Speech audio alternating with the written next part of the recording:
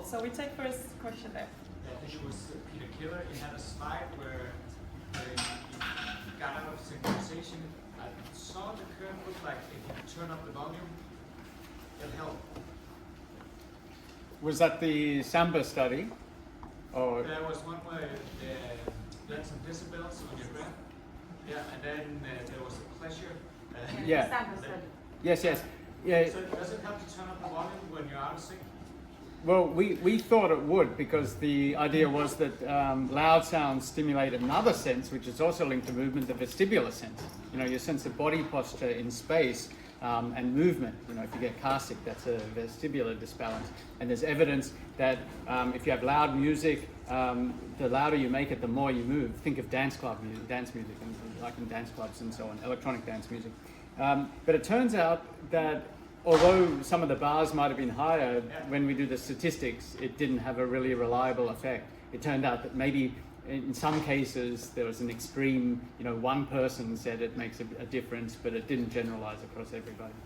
Yeah, we thought it might actually, but. Oh, there was one question over here. You mentioned that some cultures don't distinguish between making music and dancing. Where is that? How does that work?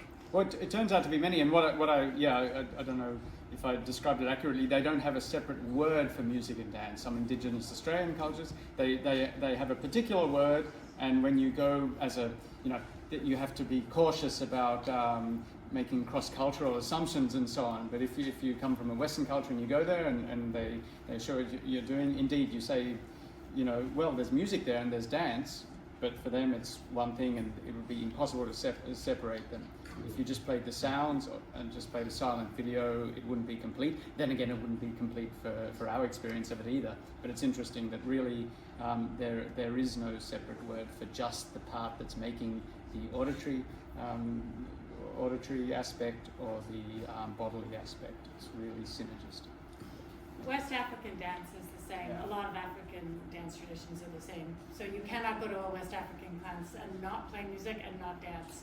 And the musicians are interspersed with the classes. Cool. And this is how it's taught. And it's participatory, everybody does it. There's not a distinction between the professionals and the audience or something like that. And you're singing as well. Beautiful. Cool. Eva. I have a question for Elizabeth. One of your studies was like with youth with mental disorders, if I remember correctly. Did any of the participants have negative effects, like for example with depression or anxiety, to be increased? Yes, and so we stopped. What we did was we spent a lot of time recruiting.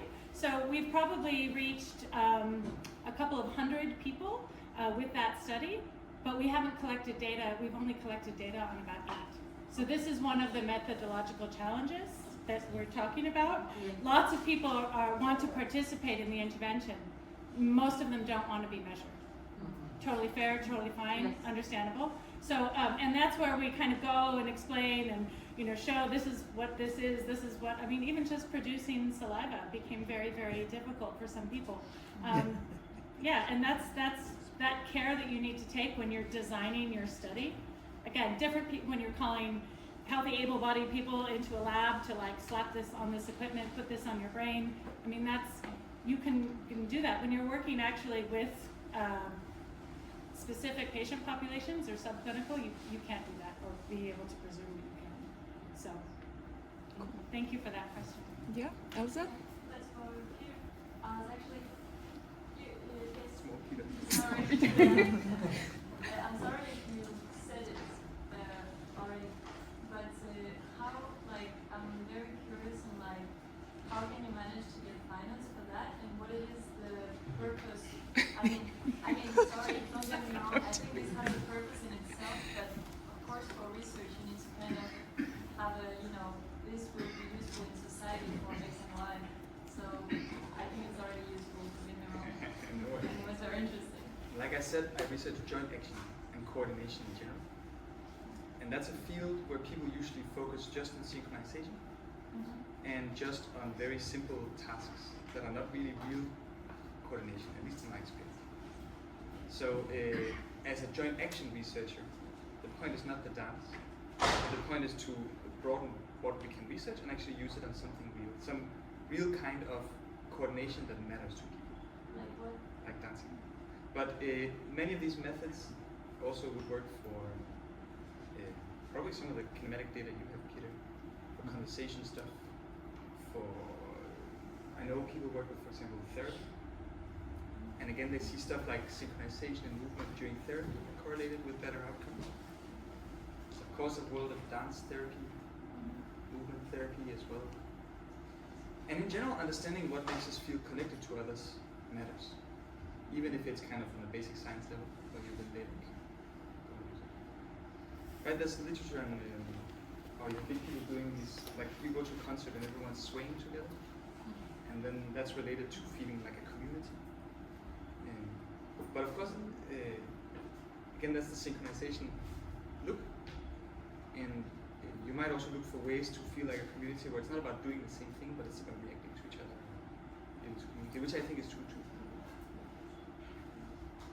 Can I follow up on that just quickly?